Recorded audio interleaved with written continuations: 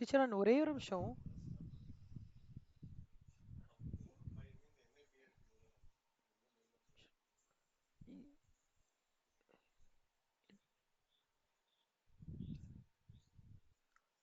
Dismiss. Okay. இதுதான் teacher. இதான் encoding நல்லா பார்த்துக்கோங்க. ஒரு ஸ்டேட்மெண்ட் சொன்னேன், effective communication is receiver oriented not message oriented. Noise இதுதான் எம்சிக்யூ பாயிண்ட் ஆஃப் வியூல. இப்போ ஆர்கனைசேஷனல் கம்யூனிகேஷன் வந்து ரெண்டு டைப்ஸ் இருக்குக்கண்ணா, ஃபார்மல் இன்ஃபார்மல். ஓகே. ஃபார்மல்லாம் என்ன தெரியுமா? ம், ஒரு மேன் சொல்லுங்க சொல்லுங்க.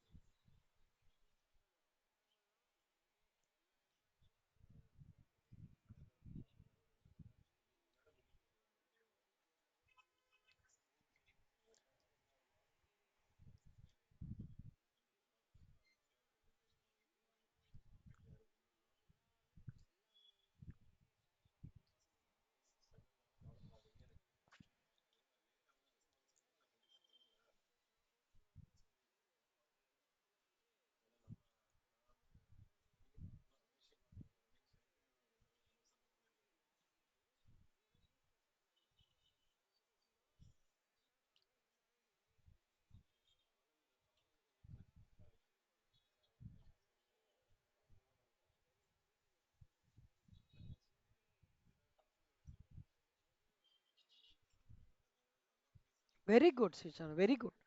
Downward communication, upward communication, horizontal communication, இதை பத்தி உங்களுக்கு ஐடியா இருக்கா? ம், ம்.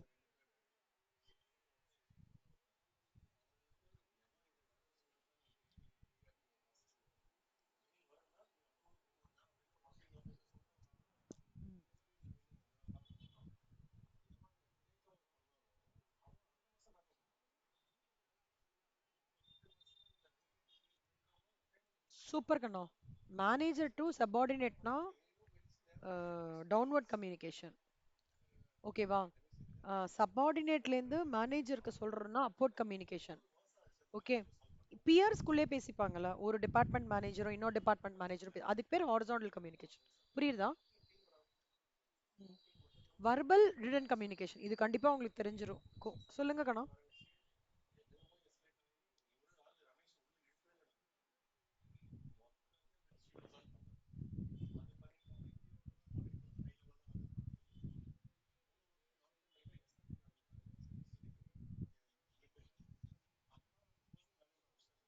ம்,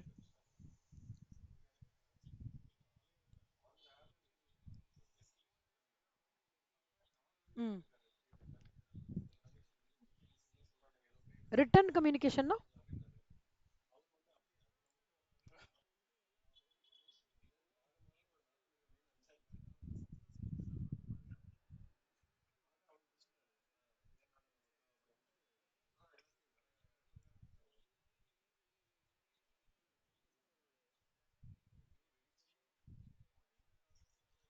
வெரி குட் கண்ணா, சூப்பர். ஸ்ரீச்சரன், இதுல ஒரு வார்த்தை நீங்க ஞாபகம் வச்சுக்கோங்க. கிரேப் வைனா என்ன அர்த்தம்னா, இப்போ ஒரு விஷயம் வந்து ரொம்ப நல்லா நடந்துட்டு இருக்கு, இல்ல ஒரு விஷயம் சரியா நடக்கலன்னா, இப்போ டீ பிரேக்ல ஒரு 4 5 பேர் கூடி கூடி பேசிப்பாங்கல்ல, அது நடந்துருச்சு, அதனால இதுவாகும், இதனால இதுவாகும்னு. அந்த மாதிரி இருக்கிறது கூட ஓரல் கம்யூனிகேஷன்ல வரும். காசிப்ஸ்ன்னு சொல்லுவாங்கல்ல, அதை தான் கிரேப் வைன்னு சொல்றாங்க. புரியுதா? இந்த வேர்டு உங்க பிசினஸ் கம்யூனிகேஷன்ல வரும். Grape wine. ம். சூப்பர். பேரியர்ஸ் டு கம்யூனிகேஷன், இது நீ உங்களுக்கு பிசினஸ் கம்யூனிகேஷன் வரும். இப்பவே நான் சொல்லி தரேன்.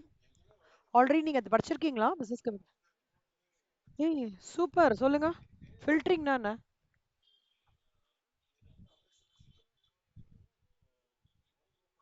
ஓகே.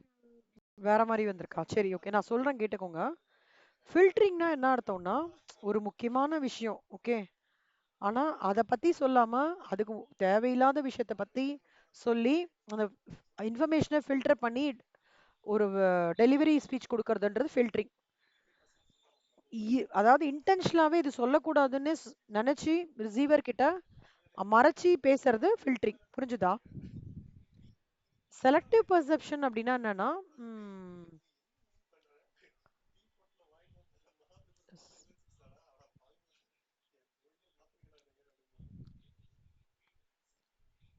அதாவது ரிசீவர் எண்ட்ல அந்த ஃபால்ட்டா இருக்கும். அவர் வேற ஒரு விஷயம் தப்பா அவரே புரிஞ்சுப்பாரு. புரிஞ்சுதாக்கணும்.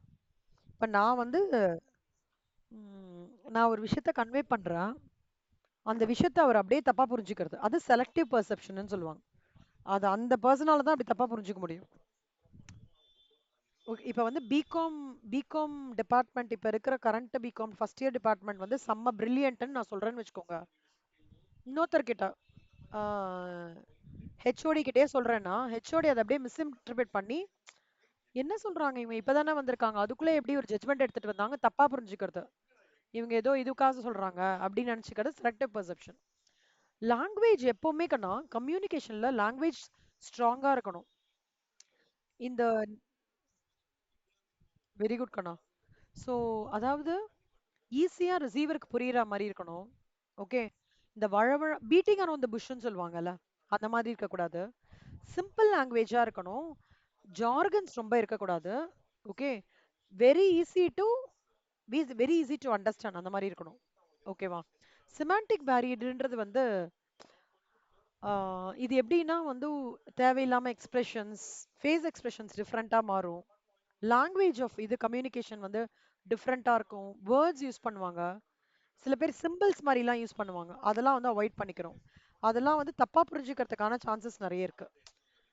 ஓகேவா. அப்புறம் எமோஷன்ஸ். எமோஷன்ஸ்ன்றது என்ன அப்படின்னா ஃபேஸ் இப்போ ஒருத்தரை கங்க்ராச்சுலேட் பண்றீங்கன்னா நீங்க எப்படி பண்ணுவீங்க? ஹாப்பியா பண்ணுவீங்களா? ஹாப்பியா பண்ணுவீங்களா? சோகமா கங்க்ராச்சுலேட் பண்றது. அப்புறம் ஹாப்பியா சிரிச்சுண்டே திட்டுறது, சர்காஸ்டிக்கா பேசுறது இந்த மாதிரிலாம் கேள்விப்பட்டிருக்கீங்களா? ஆர் இந்த மாதிரி பீப்புள்லாம் பார்த்திருக்கீங்களா? ஒரு மாதிரி சர்காஸ்டிக்கா பேசுவாங்க. சர்காஸ்டிக்கா பேசுறது, ஆ ஒரு மாரி கிண்டல் பண்றது, ஒருத்தரோட அவர் நிஜமாலே நல்லது பண்ணியிருப்பாரு. அதுல வந்து ஒரு நெகட்டிவிட்டி எடுத்துட்டு வர்றது. அந்த மாதிரிலாம் இருக்குல்ல, அதெல்லாம் வந்து பிளேயிங் வித் எமோஷன்ஸ்ன்னு சொல்லுவாங்க. உங்களுக்கு நிஜமாலே அவங்க சூப்பரா பண்ணியிருக்காங்கன்னா அப்ரிஷியேட் பண்ணுங்க. மத்ததெல்லாம் அவன் தப்பா பண்ணியிருக்கலாம். பட் இந்த விஷயம் கரெக்ட்டா பண்ணியிருக்காங்கன்னா அப்ரிஷியேட் பண்ணுங்க. அதே மாதிரி வேற ஒரு இந்த விஷயத்த பத்தி பேசுறீங்கன்னா, அத பத்தி பேசுங்க. வேற ஒரு விஷயத்த பத்தி இங்க எடுத்து, "இது என்னமோ பண்ணியிருக்கான் பரவால்ல" அப்படின்னு சொல்லக்கூடாது. "நீ நல்லா பண்ணியிருக்க, சூப்பரா பண்ணியிருக்க." அதையும் பார்த்து ஃபைன் டியூன் பண்ணிக்கோ. அந்த மாரி சொல்லும்போது, ரிசீவர் எண்ட்ல வந்து ஒரு ஹாப்பி எமோஷன் இருக்கும். ஹாப்பி ஸ்மைலி இருக்கும். "என்ன பெருசா பண்ணிட்ட, அவ்வளோதானே" அப்படின்னு சொல்லும்போது என்ன ஆகும்? நீங்க என்ன நினைக்கிறீங்க? ஒரு மாரி ஆயிடும். கரெக்ட்டா? இன்ட்ரெஸ்ட்டே இல்லாம, என்ன எப்ப பாரு இப்படியே சொல்லினே இருந்தாங்கன்னா, அந்த மாரி ஒரு ஃபீல் கிடைக்கும். எது இருந்தாலும் ஆப்போசிட் பார்ட்டிய we have to appreciate for the work they have done or for the achievement they have done. Even might be a small work நம்மளால பண்ண முடியல அவங்க பண்ணியிருக்காங்க. அப்ரிஷியேட் பண்ணலாமே என்ன இப்போ. ஒரு எல்லாருமே எல்லாத்துலயும் எக்ஸ்பர்ட் ஆக முடியாதுல்ல. ஸ்- எல்லாத்துலயும் எமோஷன்ஸ் ப்ளே ஆகும் ஸ்ரீச்சரன். எண்ட் ஆஃப் த டே நீங்க பாத்தீங்கன்னா உங்களோட சக்சஸ்க்கு பிஹைண்ட்னா உங்களோட எமோஷன்ஸ் பயங்கரமா ப்ளே ஆயிருக்கும். ப்ரொஃபஷனல் எக்ஸாம்ஸ்க்கு எமோஷனல் நம்மளுக்கு ஒரு இது வருதுக்கண்ணா. இன்டர்ல ஒரு சப்ஜெக்ட் படிப்பீங்க. பிசினஸ் எத்திக்ஸ் அண்ட் எமோஷனல் இன்டெலிஜென்ஸ்னு சொல்லிட்டு ஒரு டாபிக். அதுல எப்படி as a professional how you have to be, you have to know how you have to revolve around emotions அப்படின்னு சொல்லிட்டு. ஓகேவா. ஸ்ரீச்சரன் ஒரே நிமிஷம் கண்ணா, ஒரே ஒரு நிமிஷம், ஒரே நிமிஷம். சாரி ஸ்ரீ. எமோஷன்ஸ் புரிஞ்சுதா கண்ணா அது? ஓகே. Information overload. அதாவது ஒரு சி எப்பவுமே இம்பார்ட்டன்ட் என்ன அன்இம்பார்ட்டன்ட் என்னன்னு நம்ம தெரிஞ்சுக்கணும். எது ப்ரையாரிட்டி, எது இப்ப ப்ரையாரிட்டி இல்ல. நீங்க என்ன நினைக்கிறீங்க? உங்களோட ப்ரையாரிட்டி எது இப்போ? சிஎம்ஏ கம்ப்ளீட் பண்றது. எது less priority?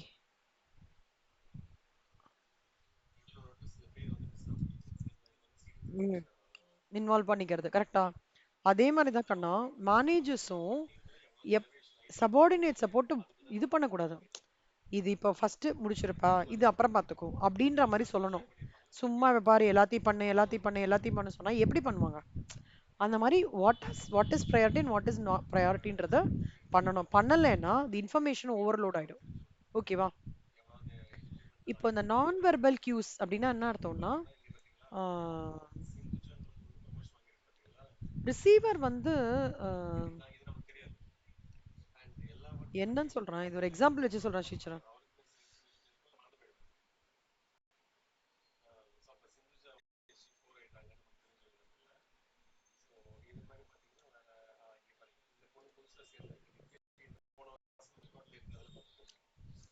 Non-verbal cues are the messages we communicate without using words, encompassing a wide range of physical and vocal signals. அதாவது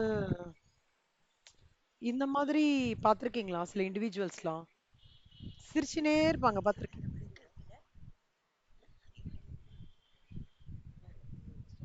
இந்த மாதிரி சில பேர் சிரிச்சுனே இருப்பாங்க, சில பேர் அப்படியே உம்முன்னு இருப்பாங்க. இருங்க அண்ணா. அந்த எப்படி சொல்றதுன்னு தெரியல. சில பேர் ரோட்ல பேசிட்டே போவாங்க, பார்த்திருக்கீங்களா? தனியா பேசிட்டே போவாங்க. அதெல்லாம் உங்களுக்கு ஒரு ஆக்சுவலா சைக்கலாஜிக்கல் ப்ராப்ளம். எங்கேயோ ஒரு விஷயத்துல யாரோ ஒருத்தர் அவங்கள டம்ப் பண்ணி அதனால மைண்ட் எஃபெக்ட் ஆகி இதுவா இருக்கும். சில பேர் பார்த்தா கண்ணை பார்த்தே பேச மாட்டாங்க, பார்த்திருக்கீங்களா? குனிஞ்சுனே பேசுவாங்க. அந்த மாதிரி சில பேர் கை அப்படியே ஷிவரிங் ஆயிட்டே பேசுவாங்க. அதெல்லாம் நான் வெர்பல் கியூஸ். அப்படின்னா என்ன அர்த்தம்னா எனக்கு கான்ஃபிடன்ஸ் ரொம்ப கம்மியா இருக்குன்னு அர்த்தம். அதெல்லாம் பேரியர்ஸ் டு கம்யூனிகேஷன். நீங்க கார்ப்பரேட் கம்பெனி போனீங்கன்னா எப்படி ஒருத்தர்கிட்ட பேசணும், எப்படி ஐ கான்டாக்டோட பேசணும், எப்படி ஷேக் ஹேண்ட் கொடுக்கணும், எப்படி ஒரு டிஷ்ஷை சாப்பிடணும், எப்படி ஒரு பீப்புளை அட்ரஸ் பண்ணணுன்றலாம் சொல்லி தருவாங்க. So that they get rid off from நான் வெர்பல் கியூஸ். ஓகேவா கண்ணா? இந்த டைம் ப்ரெஷர் பத்தி நீங்க என்ன நினைக்கிறீங்க?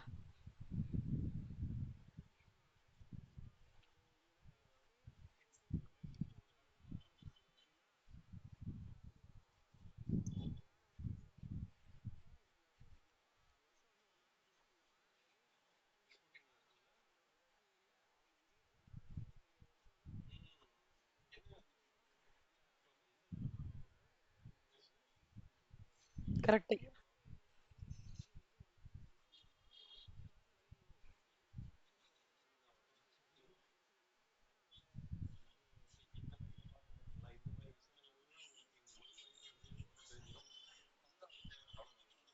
கரெக்ட் கண்ணா, சூப்பர். அப்பனா என்னன்னா ஒரு அட்வர்ஸ் கான்சிக்வன்சஸ் வரதுக்கான சான்சஸ் இருக்கு. கரெக்டா? ஆக்சுவலா இப்போ 2 3 நாள் முன்னாடி ஒரு விஷயம் நான் கேட்டேன். டைம் ப்ரெஷர்ஸ்னால ஸ்டூடெண்ட்ஸ்னால வந்து உங்க ப்ரொடக்டிவிட்டி வெளியில எடுத்துட்டு வர முடியலன்ட்டு ரீசெண்டா 2 3 டேஸ் பிஃபோர் அதெல்லாமும் ப்ராப்ளம் ஆகும் டைம் ப்ரெஷர்ஸ்னால. நான் பயங்கர பொட்டன்ஷியலா இருப்பேன், ஆனா எனக்கு டைம் ப்ரெஷர்னால எல்லாமே மறந்து போன மாதிரி ஆயிடும். ஆனா நான் அப்படி இருக்கக்கூடாது. ஆஹ் அப்படி இருக்கக்கூடாது. ஆனா அதுக்கான ட்ரைனிங் நான் எடுத்துட்டேன்னா அதுல கெட் ரிட் ஆஃப் ஆயிடலாம். அந்த மாதிரி. இதுல பேரியர்ஸ் டு கம்யூனிகேஷன்ல ரொம்ப இம்பார்ட்டன்ட் வந்து ஃபில்டரிங் கண்ணா. சிமான்டிக் பேரியர், நான் வெர்பல் கியூஸ், இது மூணு ரொம்ப இம்பார்ட்டன்ட். அப்புறம் எஃபெக்டிவ் கம்யூனிகேஷன். ஸ்ரீசரன், எஃபெக்டிவ் கம்யூனிகேஷன் எப்போ வரும்னா எனக்கு உங்க மேல ட்ரஸ்ட் இருந்ததுன்னா நான் எல்லாத்தையும் சொல்லுவேன், கரெக்டா? இன்னொன்னு, ஒரு இன்ஃபர்மேஷனை அழகா சொல்லணும், கோர்வையா சொல்லணும். ஃபர்ஸ்ட் வேற ஏதோ சொல்றது, அப்புறம் வேற ஏதோ சொல்றது, அப்புறம் திருப்பி இன்னும் பழையசு சொல்றது, கனெக்ட் பண்ணது அப்படி இல்ல. ஒரு கோர்வையா இருக்கணும். இன்னொன்னு ஃபீட்பேக் வாங்கிக்கணும். இப்ப நான் சொல்றது உங்களுக்கு புரியுறதா, நான் உங்களுக்கு சொல்றது புரியுதான்னு கேட்டுக்கணும் அப்பப்ப. சரியா? சிம்பிளிஃபைடு லாங்குவேஜா இருக்கணும். ஈஸியா I should be able to communicate, not using jargons, அப்படியே பயங்கர டெர்மினாலஜிஸ்லாம் யூஸ் பண்ணக்கூடாது. ஒரு விஷயத்த நான் கன்வே பண்றேன் அப்படின்னா I have to be I have to communicate in simplified language. And இன்னொன்று முக்கியமான விஷயம், லிசன் பண்ணணும். First of all, when somebody talks to you, first we should listen it. That's a very important no component of effective communication. And you should address the emotions Kanna.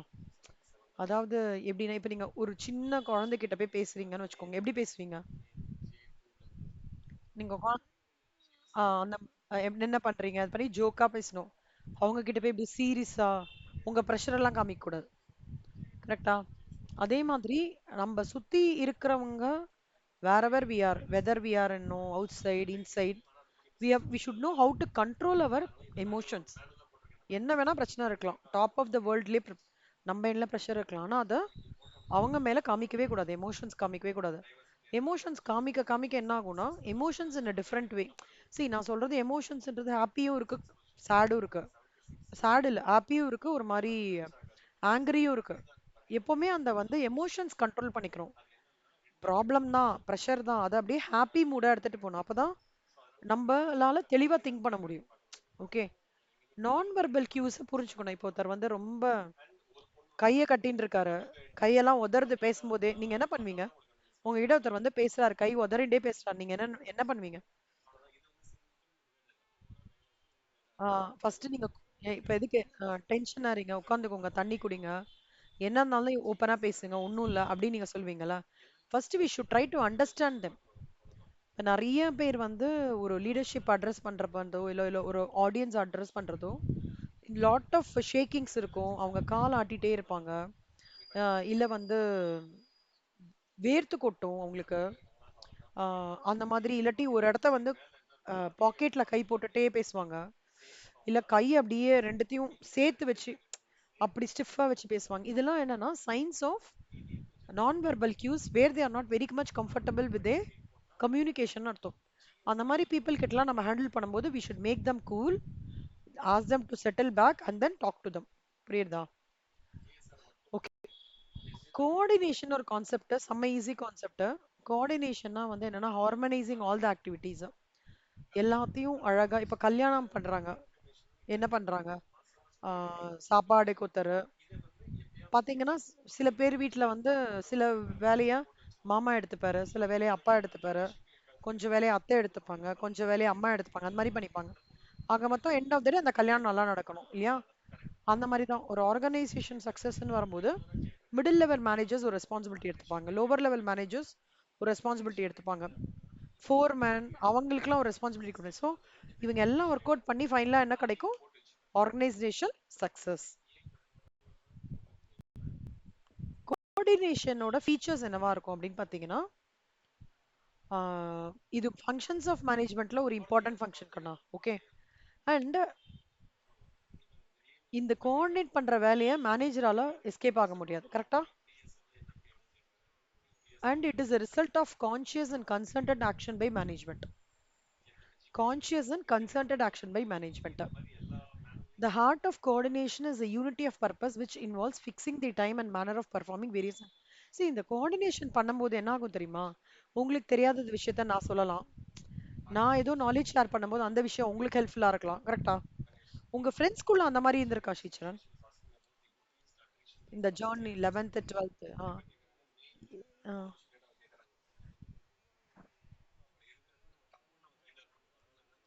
Very good.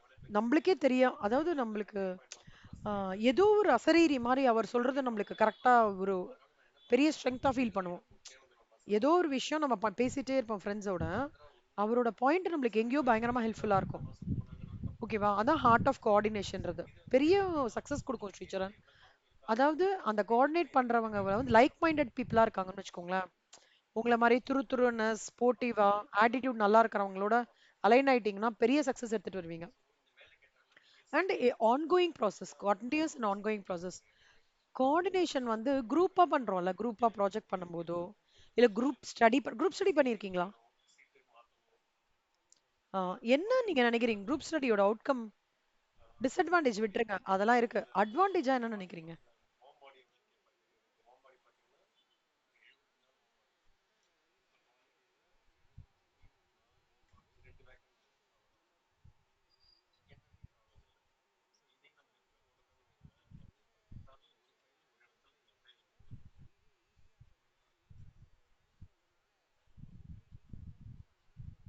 ஆ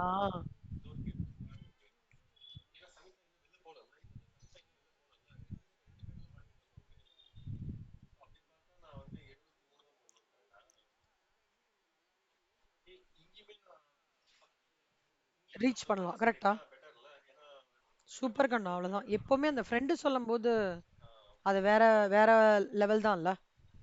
இன்னொன்னு sometimes சொல்ல முடியாது, ஈஸியாவும் சொல்லி தருவாங்க friend. இல்ல நீ அப்படி பார்க்காத, நீ இப்படி அப்ரோச் பண்ண அப்படின்ட்டு. ஸோ சி மத்ததெல்லாம் இருக்கும், கொஞ்சம் அரட்டை கச்சேரிலாம் இருக்கும், பட் அதுலயே அட்வான்டேஜஸ் நிறைய இருக்கு.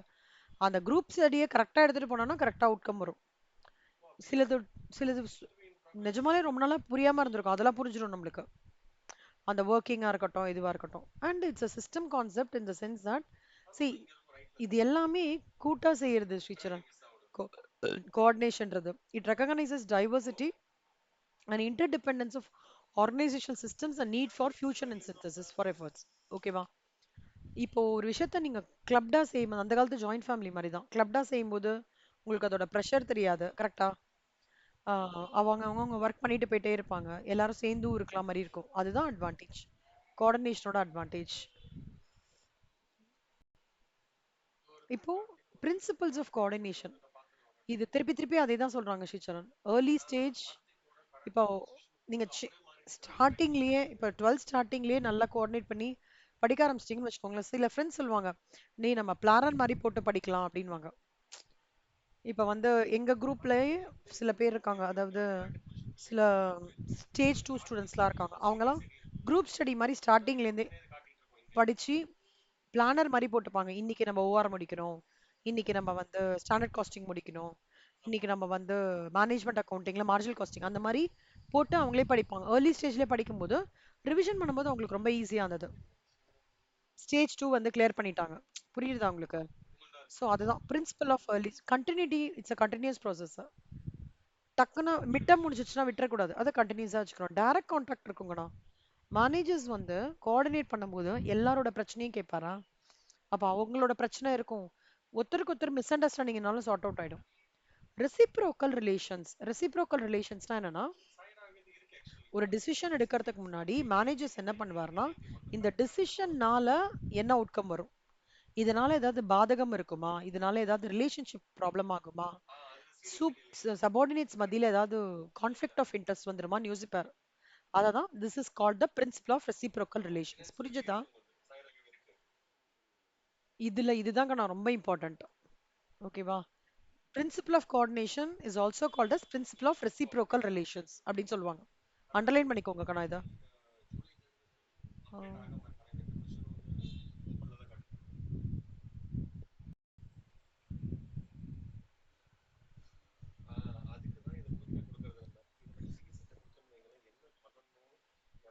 Principle of effective communication, clarity of objective. Good communication must be present between all departments, within employee themselves, even managers and subordinates. Clarity of objectiveன்றது இப்போ அவங்க அப்ஜெக்டிவ் கிளியரா கிளாரிட்டி செட் பண்ணிட்டாங்கன்னு வச்சுக்கோங்க கண்ணா. Clear objectives can be achieved easily and quickly.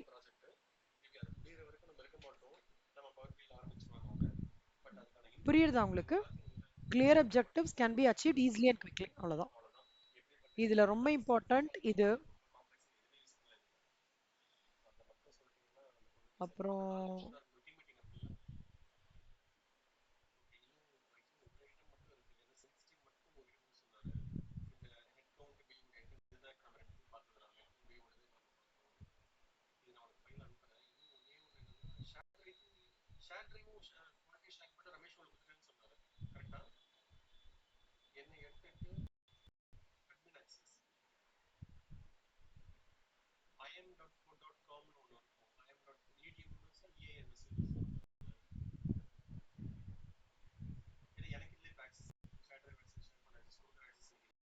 அவ்வளவுதான். இந்த பாட்டுல ரொம்ப இம்பார்ட்டன்ட். புரியுதுண்ணா? ஓகே. நாளைக்கு நான் வந்து